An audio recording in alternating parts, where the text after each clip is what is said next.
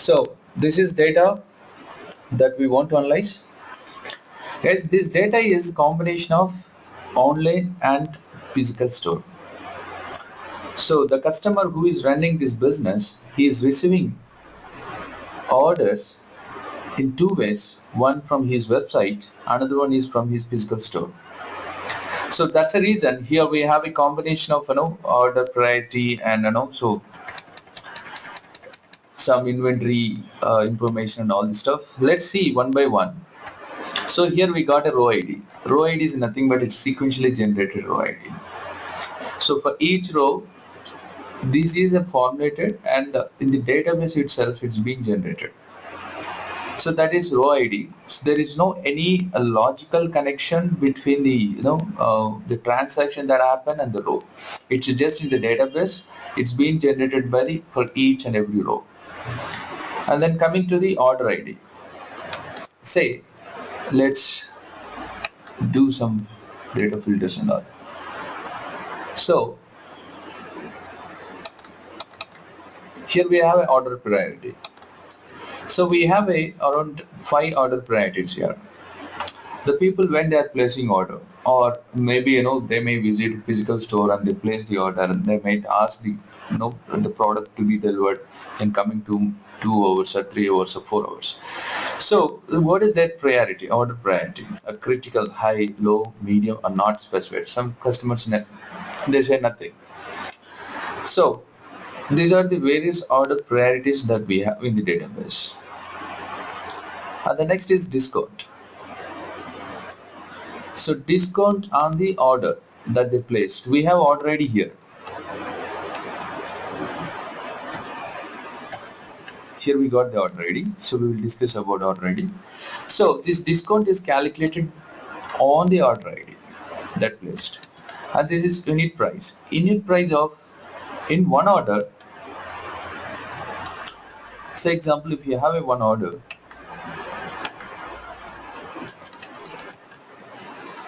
order ID, let's say example 2145 can have multiple products,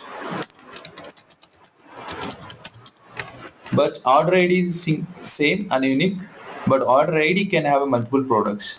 This is average unit price of each and every product that there in the order ID. Got it. And then coming to the shipping cost, once the order is placed, so how much it costs to ship. So we will see here, once our order, whichever the product is placed, that we will ship across the globe. We will see that on Geo Maps, also in the Tableau. And customer ID, the customers who placed the order. This is also sequentially generated. It is not based on the random transactional base. Sequentially generated IDs. And coming to the customer name, all the customers who have placed the orders. And ship mode, here we got 3 ship modes. One is delivery truck, express air, regular air. So how we used to ship the goods, through delivery truck or express air or regular air. It gives that information. And customer segments, we have here 4 segments. So 4 type of customer groups used to place the orders in my website, as well as they used to buy goods from my physical store. So those customers are consumer, corporate, home office, small businesses. And coming to the product categories. So I have around 3 product categories. I am selling here furniture, office supply, and technology oriented products.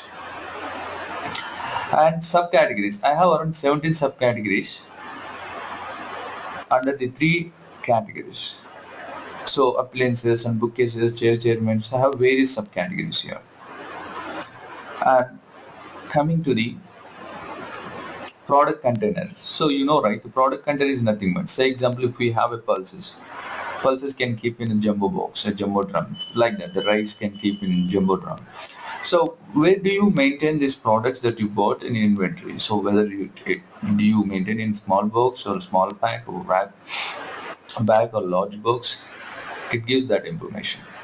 And product name, what kind of product that you sold out. We have various products. We have here around 1,239 products in the database. And product base margin. What is a base margin? Base margin means if I sell a product, what is the margin that I'm getting? And the region. Across the various regions, I'm selling the same products. It is my physical store locations, central, east and south, west. And the states. What are the states that now I'm getting orders? Means I'm receiving the orders from the various states. Those state names here. And the cities. The cities that I'm receiving the orders. And the postal code of these cities. And then order date. So when did I get the order? And the ship date. When did I ship the goods? And the profit overall on the order. So on order ID, I got the profit $1.3 example. And order quantity. In each order, how many quantities we have? 2 or 4 or 7, 37 like that. And the sales that happen. Amount of revenue that I received here for against order. And this is order ID. Finally. So now, hope guys, it's a kind of brief information. So we get more idea about the data. And here the Tableau treats, when you are extracting the data from Excel sheet, Tableau treats each sheet will be as a table. Here we got the 3 tables in the book. So one is orders, second one is returns. Here we got order ID status, and this is the users, managers in the each region. So this is all about this information. Now let's start analyzing this data by extracting first step. So in this first scenario, I would like to first let you know how to apply the aggregate functions. How can you analyze the data using aggregate functions? Aggregate functions are known functions that average, sum, max, minimum, percentile, standard deviation, populations. We have too many aggregate functions here. Let's see that. So guys, if you click on Excel, you can able to see, you can map, say example, already I mapped, that's the reason I'm able to see the Excel data here. If you don't find this Excel data, you need to go back and you need to find the path where you have your file. So I just want to upload the data, that is sample superstore subset. Just click on it. So if you want to, say example, right now latest Excel sheet can hold the information around 1 million. So if you want to write a custom SQL and get the specific information from the Excel sheet, you have to open with legacy connection. This is an interview question. So if you want to write a custom SQL in any Excel sheet, you have to open that Excel sheet using open with legacy connection. So I will show you the difference. If I click on directly open,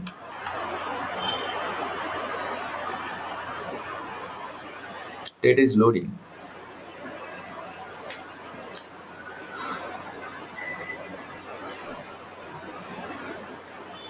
So you won't find anywhere here the custom SQL. You can see that the sheets means the tables that there in the database in our Excel sheet, orders, returns, users, and you can drag and drop orders on the joins area. You can see the Tableau format here for transforming your data. You can rename data or hide. You can create the aliases. If data is not sufficient, it is not ready to visualize, we have a pivot table. So we discussed already about this pivot table and all, so we will see the real-time scenario as well. So here you can change the data types if you want. So that's fine. And what is if I open the same file using legacy connection?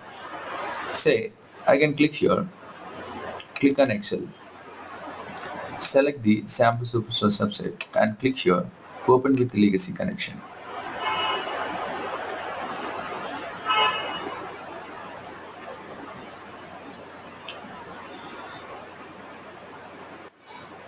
So it's loading now.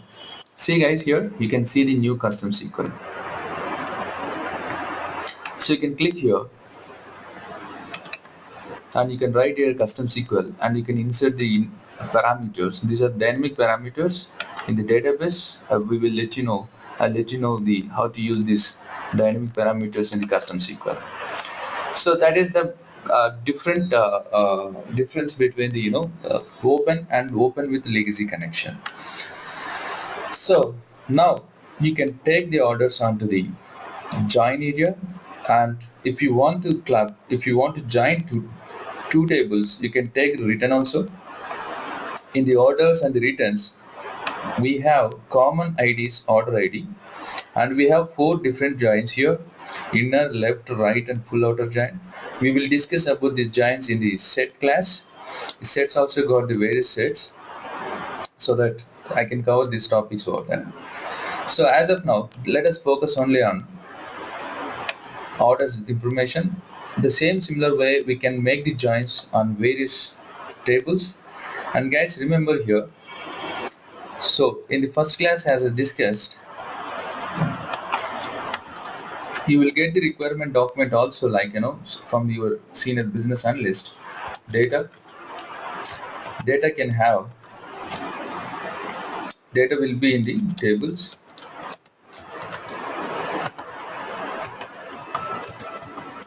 and tables will be there in the database. Database there in the data source. Data is a kind of columns. The information under the column is called the data. And I keep telling you guys, for BI developer, data is nothing but is a fact. When you dig into the fact, you will get the insights. Insights make business owner to take the actionable decisions, having confidence around 99%. So data will be stored in the tables, and tables will be there in the database. So collection of tables is nothing but a database, and collection of databases is nothing but a data source. So when you connect to the various data sources we have here, say example MySQL or MS SQL or IBM DB2, whatever it may be, Teradata or Microsoft Analysis Services or MSBI, Microsoft SQL Server. So whichever you connect, the moment when you connect data source, you will see multiple databases here in the drop down list. I'll show you by connecting MySQL here in the drop down list. When you're in the drop down list, you select the specific database. Database shows you the tables that are available under this database. You will see the number of tables like this. If you want to join these tables to get the information, you can use this. We call this is defining the schema. Got it. We have two schemas: star schema, snowflake schema. We will discuss those things in coming classes. So we can define the schema. And if you want to join two different data sources, say example, you got a data from MySQL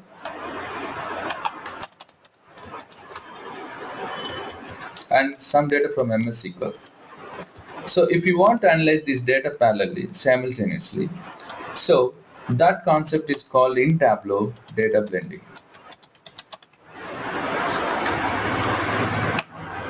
Okay guys, now we're done with this stuff. Now before we're going to analyze, here we got two connections, live and extract. Here we got filters. We have various filters, as I said, visible, invisible filters, kick filters, context filters, cascading filters. So like that, we have so many filters here in the Tableau. Among them, data source filter is one. Say example, here we got around 10,000 rows. So it's not a big deal to analyze the 10,000 rows tool like an in-memory tool, the Tableau.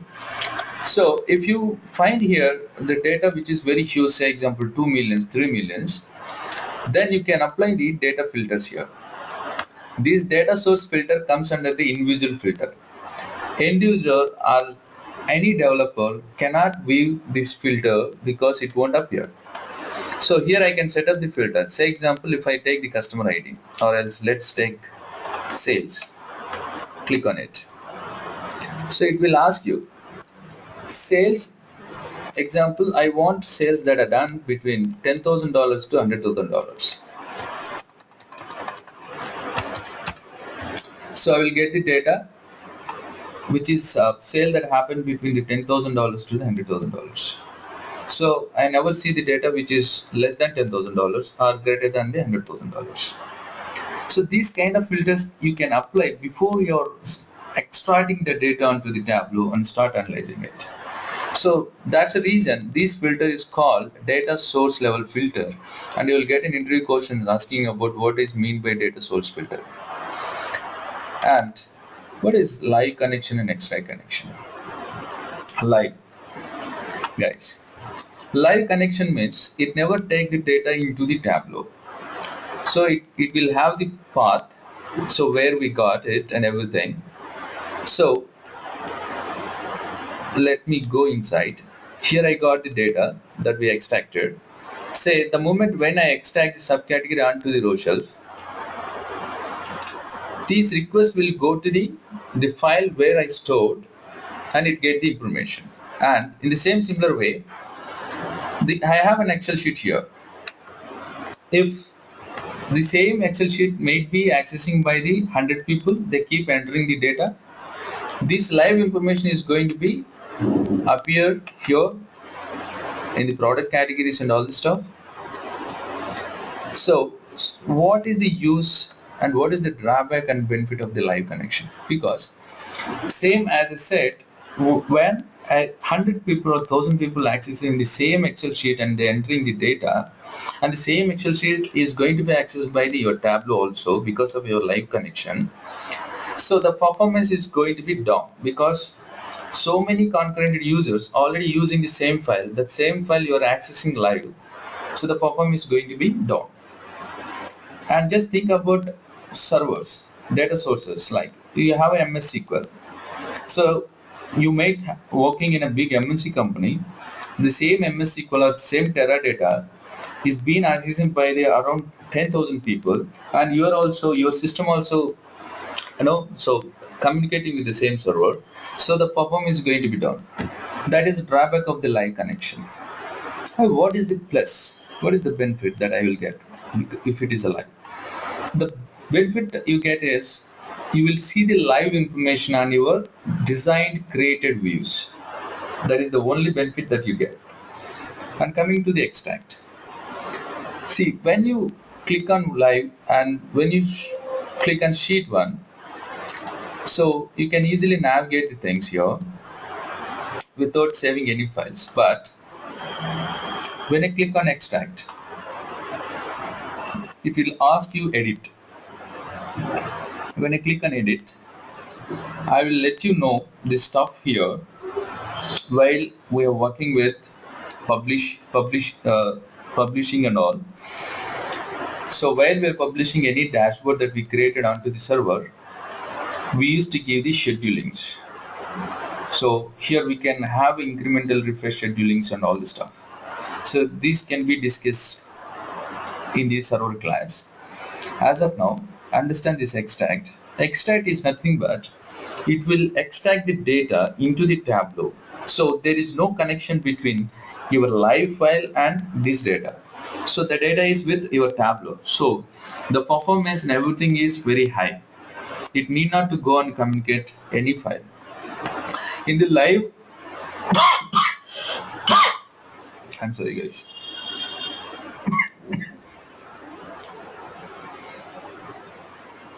In the live connection, you may be see the line interruptions, line fluctuations or internet fluctuations. That time, when the query is hitting to when the query is communicating to the server, it may gets delayed. So the performance is going to be down.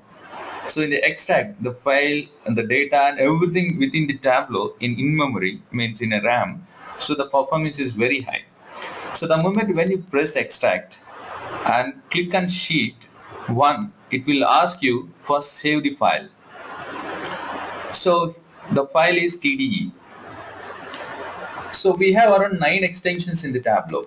So far we discussed about TDB, Tableau workbook, and .twbx, Tableau workbook extend. And then next we discussed about right now TDE, Tableau data extract. So earlier it was when we click on live, so it never asks us to enter any kind of stuff. But when I click on the extract, it is asking me to save the file. So because it is taking into the Tableau desktop, so that's the reason the extension we are getting here TD file. So that is the major difference. Okay, now we're done with the stuff. So before we're going to analyze data using aggregate functions, here we got the raw data. So I'm not yet done with this data. I did not yet created hierarchies, or I did not yet assigned any default aggregate functions. Default aggregate functions can be done using default properties. Here we got default aggregate functions, and so number format can be defined here. All this stuff is to be done. I will show you this stuff in class 3 or 4. So as of now, I just wanted to use the data that already well defined. I have that data. I saved the data here, the same data source. Let's just click on it. So here I got the same superstore subset, but with well-defined manner. So I got hierarchies, I got all this stuff ready, and I applied here predefined aggregate functions and everything. Now let us work on this data for knowing the various aggregate functions. Right now I'm taking here category. Category is nothing but in the data Excel sheet we discussed about subcategory, right? We have various subcategories. Here we got various subcategories. I told you we got 17 subcategories here. So let's take the category onto the row shelf. So we got 17 categories. You can find that left extreme bottom, 17 rows by 1 column. So the first thing is I just want to see the sales that happen across the various categories. Let's take the sales onto the column shelf. Turn on the labels. This AB is nothing but call label. If you turn on this, you will get the amount, the numbers that had each category. So appliances got around $456,000 sale. Binders and binder access got around $638,000 sales. So we got a sales that happened across the various categories. Now let us see how we can apply various categories, various aggregate functions on these categories.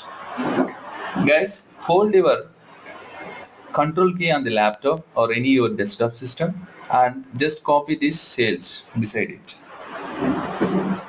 This is one way. Or else, if you are not able to find that, just drag and drop sales again here. That is shortcut. This is regular way, so that you can drag and drop sales beside the sales. You can see the copy of the sales here. Now click here. You will find various options: filter, show quick filters. We'll discuss all the features: show header, dimensions, attribute, measures, discrete, continuous, etc., etc. Quick table calculations, dual access, mark type. So here, go to the measures. Here we got sum. So here the default properties. If you change any aggregate function here in the aggregation, it is going to be remain same across the book. If you open multiple sheets also, since the default property of aggregate function is sum, it will remain same the sum. And these default aggregate functions are vary. Say example, discount. Discount we never use sum. For discount we use the average, and unit price we use the aggregate function called average. So I already did this. By default, when you extract the data onto the Tableau, you will get this sum as aggregate function. By default, it is as an aggregate function. So based on the data meaning, you have to change the default aggregate function. So whichever you change here, it is going to be remain with same across the workbook. And whatever measure you will change here, it will be stick to the only this sheet. Now for sales sum, I just want to know average sale. Before average sale, I just want to count the number of sales that I have. Here we have a count. Just click on the count. So it's counted Appliances got around 492 sales. It's got around 492 sales, and I just want to know copy sales again beside the sales. Click here, go to the measure, and what is average? Average means, say if I got a 10 sales, the revenue of 10 sales divided by the number of sales is nothing but 10 sales. You'll get the average. So 492, we have 492 sales. Each sale got around $928 sales. That is average sale. And coming to here, we got the count. For the sales, we need to use the count. We can't use the count distinct because the difference between count and count distinct, you will find all this information here. We have various functions here: number, string, date, type conversion, logical, aggregate, user, table calculations. Click on the aggregate functions. You will see the various aggregate functions here. Click on count. Returns the number of items in the group. Null values are not counted. That is count function, how it works.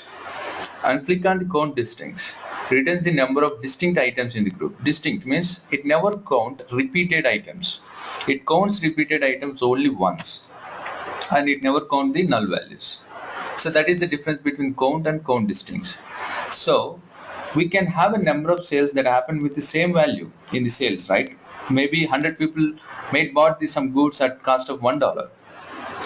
So we have to count those things. That's the reason we need to go with count, not count distincts for this. For customer IDs, order IDs, row IDs, these kind of IDs, we need to go with count distinct.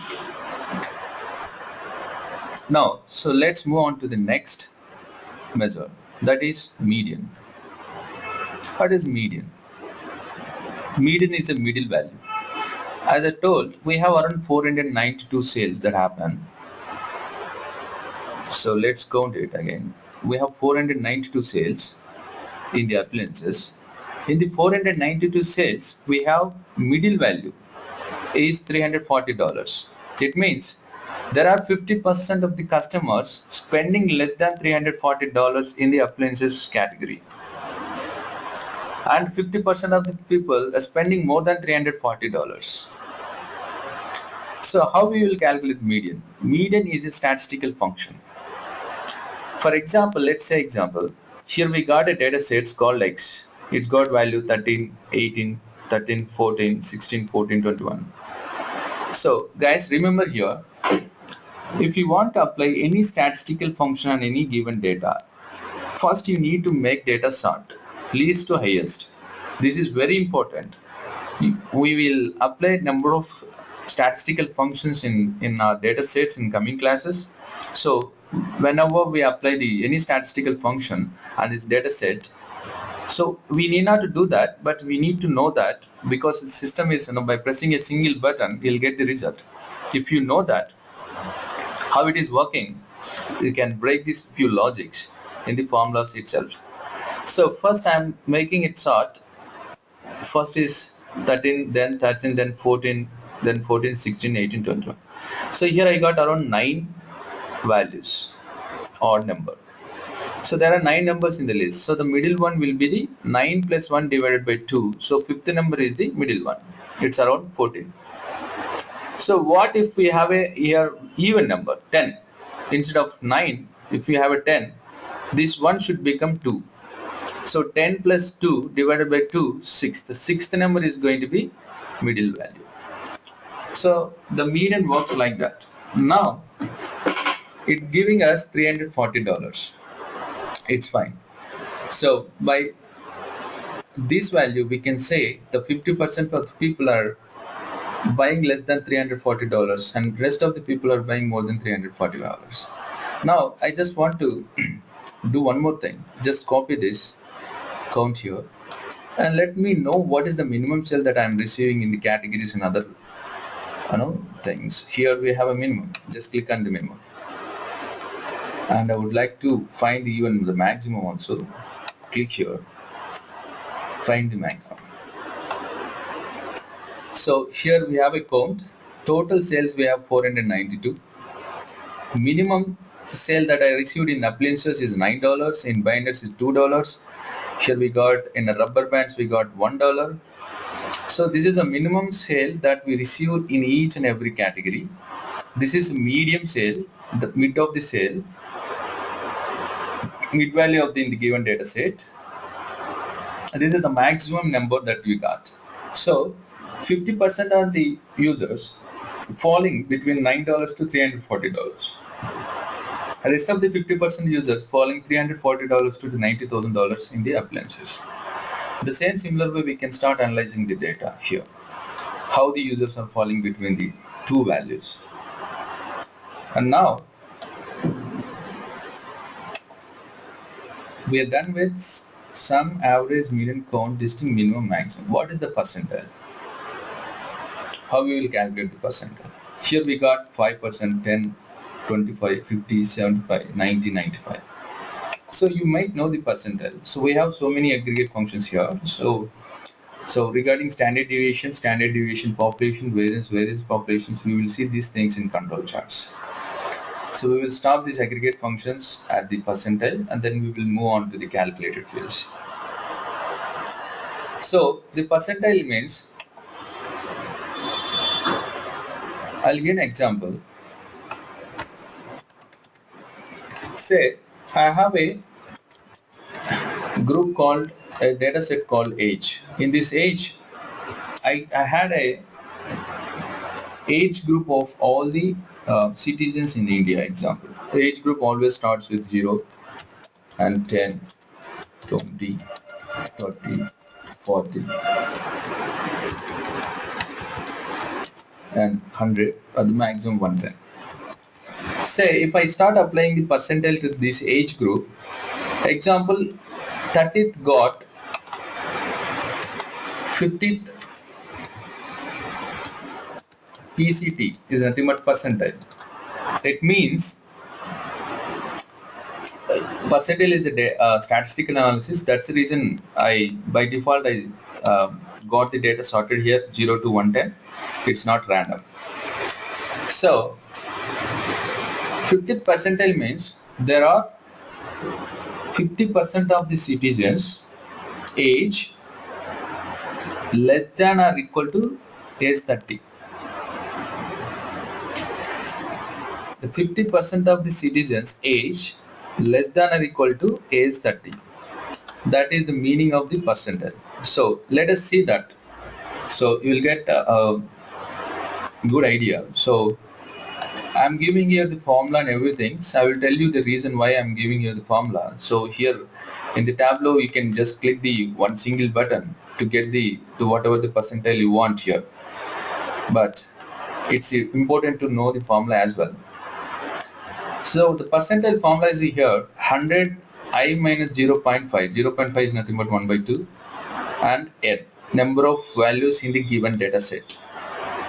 So this is the original data. So we have random data here 5, 1, 9, 3, 14, 9, 7. We need to find the percentile of each and every value here. So now first let's sort with the data. As I told, if you want to apply any statistical function on the data should be sorted first. So x is nothing but this I, xi is nothing but this I, and I'm giving here, I'm sorting the data 1, next is 3, next is 5, then next 7, 9 and 9 and 14. We sorted the data and then I'm giving the sequential order to the each number there in the data. So 1, 2, 3, 4, 5, 6, 7. We have 7 values here. And then let's apply the formula. So here we got 100. I is nothing but a sequence. First is 1, 1 minus 0.5 divided by n. N is nothing but number of values. So 7.1. So 1 got 7.1 percentile. Like that, next 2, 3 and 4. This is a 4. 4 got 50th percentile. So now see here, 1 got 7.1, 2 got 21.4, 3 and 4. 4 is nothing but actual value in the given data set is 7. The sequence 4 is 7.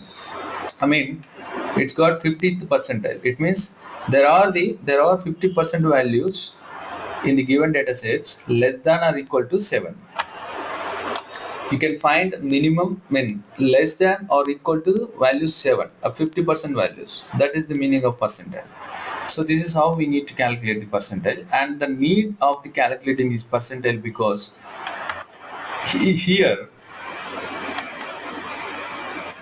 in the percentile you got 5, 10, 25, 50, 75, 90, 95. Say example, if customer wants to find 80th percentile, you don't have 80th percentile here. You have to write the formula. If customer wants to find 60th percentile, you don't have 60th percentile here. So that's the reason the formula also important here. And let us see how this percentile works. Here you know that the median is nothing but a middle value of the given data set. And click here, go to measures, go to the percentile and select the 50th percentile. See 50th percentiles, it returns the $340. This is median value. Got it. Say in the similar way, I would like to find 75th percentile. Here there are 70% of the values. The customers, they're spending less than $869 and 25% of the people are spending more than $800 in the appliances. That is how we can find analytics using aggregate functions here. These are default aggregate functions in the Tableau, and let us see the other stuff here. Let's take the new sheet. So now I'm going to be use some sort of calculations here. Guys, I told you the moment when we extract the data in the previous class, we will get additional dimensions and measures. Here in the dimensions, the additional dimension is measure names, and here we got latitude, longitude and measure values. And the only calculated field that being generated by the Tableau is number of records. This is certification question.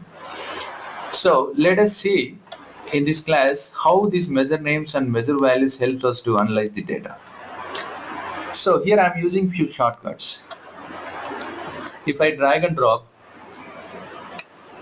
my category onto the row shelf and again sales, by default I get the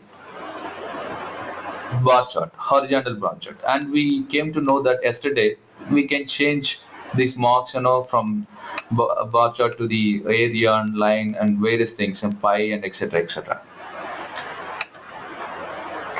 Right? So now let's take the row ID. The concept now is, I just want to let you know, when you write any calculated field, you have to make sure whether this calculated field works across the various levels of the data. We have two levels of the data here. One is row level, another one is summary level. So the formula which is different, it works differently at row level and summary level. So the concept here is how to write a formula that works at both row level and summary level. So for that reason, I'm giving you example. Just double click on row ID or else drag it onto the row shelves. So we got row ID here, 2, 27, 52, 53, 62. So various row IDs. And simply we need to now,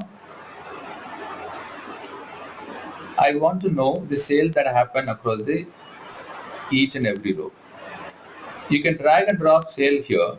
If you drag and drop, you will get the bar chart. I don't want bar chart. I want to see the tabular format, crosstab format. So you can double click on the sales. You can see sale automatically on the text. So you can see in the text format the sale. Row 2 got $7. Or else, for the beginning, if you are not able to understand double click concept, take the sales, drop it onto the text component on the mocks code. So you'll get this. And now I want to know even the profit that happened for this sale. Double click on the profit. Now see here, you got measure names here. In the filter you got measure names. You got measure values here. If you remember in the previous class, I told you guys measure names holds the names of all the measures. It holds the names of all the measures. That's the reason if you want to display number of values in the single view, that can be done using measure names and measure values. It's an interview question. So if you want to keep number of values in the same view, number of dimensions and measures, that can be done using measure names and measure values. Now let us see here.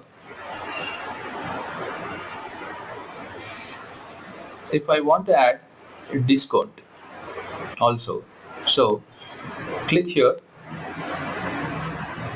filter. When you click filter here, just we got selected profit and sale. That's the reason we are able to see profit and sale here. And I'm dragging and dropping discount under this measure values. You can see automatically discount here. If you click here and if you see here, we got selected discount. Uncheck it and apply button. So you won't see the here discount. It's how it works. So this is how the measure names and measure values works. And now coming to the concept, this profit minus 5 is nothing but that I set up the 5 which is in a parenthesis. Within parenthesis is the negative value. I did it.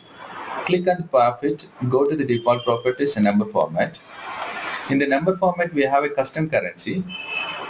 So I told the system that keep negative values in the parentheses, or else I can keep even in the, I can give the minus as prefix to the value here. You can see the units here. You can prefix the dollar or rupee, whichever currency you are working on. Click on OK. So now you can see the minus. So understand here, we have a 2. Row ID 2, we got minus $5 profit against sales 7. Row 27, we got minus $37 profit against 312 sales. Now, these numbers can't be understood by the business owners. They always want any information in terms of percentages. They can't see these numbers. Now, we need to find the percentage, profit ratio in terms of percentage. So, since we don't have a profit ratio in the dimensions, obviously we can't find the profit ratio in the dimension because profit ratio is a float data type. As I told, dimensions, Tableau classified the information default based on string, data type, IDs, and geodata type, states and cities. Based on these 4 things, it will classify data as a dimension, and the numbers, pure numbers that happen through the transactions will be classified as a measure. And there is a flexibility. You can convert measure as a dimension and dimension as a measure as well. There is no restriction. And now I need to find the profit ratio. Since we don't have a profit ratio, now this is a situation we need to create the calculated field. And remember one thing, if you get any request from your client and if you are not finding that value under any measure or dimensions, that is the time you need to create a calculated field. Calculated fields are virtual fields. They don't really exist any data under the columns. It generates the data on the fly because we have a calculation within the column. That calculation will generate the data on the fly. So let's see that how we can create the calculated fields. Calculated fields can be accessed in various ways. You can click on the sales and you can see here create. In the create you can create the calculated field. That is one way. And second way, you can click here, you can click create a calculated field. And third way, you can go to the analysis. Here you will find create a calculated field. These are the 3 ways to create the calculated fields. And let's click here and create a calculated field. Now let's call it profit ratio wrong. I will let you know why I'm calling it profit ratio wrong. Now, so guys, I think you know the profit ratio formula. Profit divided by sales into 100. That is the formula to get the profit ratio into the percentage. Here, actual formula is profit divided by sales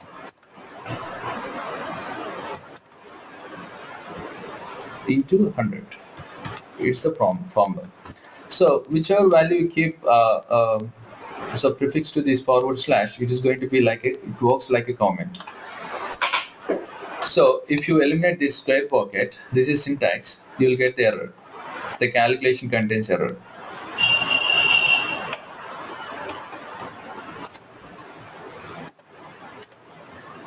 Now, so I'm not giving here the percentage, I'm just entering here profit by sales.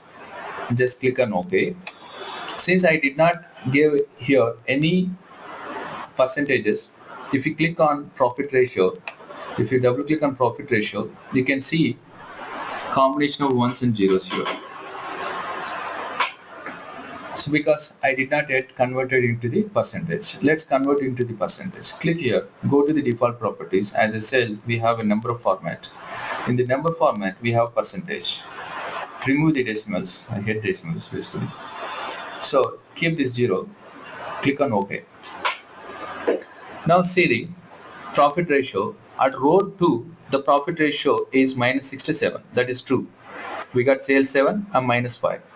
At row 27, we got sales 312 and the profit is minus 37 and the profit ratio is minus 12. This is also true. It seems the data is true. But I had claimed here the profit ratio is wrong. Why? Let us see that. Take the another sheet.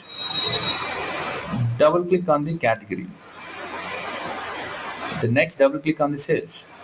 And double click on the profit as well. Here we got the profit and the sales. We got around $460,000 sales, and against this sales we got around $121,000 profit. So like that we have a profit, negative and positive profit both here also. And I just want to apply profit ratio wrong to this data as well. Just double click on it. See here, you got a strange value, minus $32,240. %, it's not dollars. So this is strange value. Actually, it must be at 27%. But we got here minus 32,240%. So it's not working. It's working fine at row level. The same formula, but it's not working at summary level.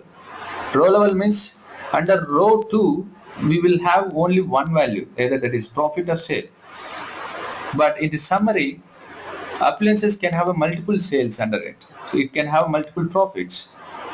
And the formula which we wrote is something which is wrong because it is not working at summary level. Now let's write a formula that works at both levels. Create a calculated field. Call it profit ratio correct. So now sum profit divided by sum sales.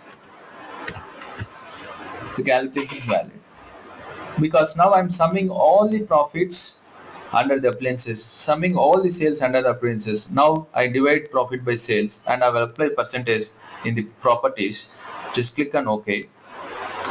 In the sheet 2 also, sheet 3 here, row 2 got only one value. If you sum one value, you will get the same value. So it never impact badly on this profit ratio wrong.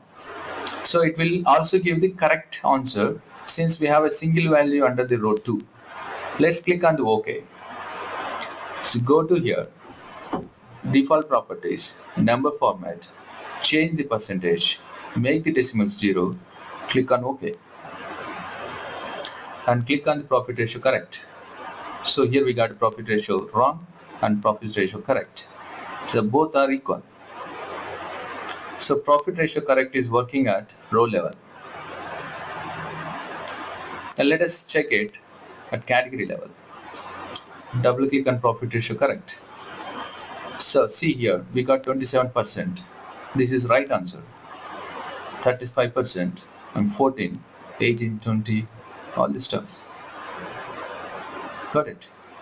So the moral of this class, this concept is, you must be aware of your calculated field consequences. So, and if you want to by default develop write a calculator that works out across various levels at row level and summary levels, so you need to have appropriate aggregate functions to the each value, each measure. Appropriate means discount, you need not to have a sum. Discount, you need average. And unit price, you need average as aggregate function. For sales, you need to have a sum. For profit, you need to have a sum aggregate function. So that you need to remember. Guys, I'm done with today class. If you have any queries, you can raise now. I have only one query. Why did we drop sales into the ABC text and not in the rows column, in the rows shelf? Yeah, see here, if I take row ID on the row shelf, so we have around 9,426 values. And if I take the sales on the column shelf, I'll get by default bar chart. I don't want bar chart. I want to show you the values. That's the reason I took this sales and the text. So that you can see the text format. That was the reason. All right. All right. Thank you. Any doubts, guys?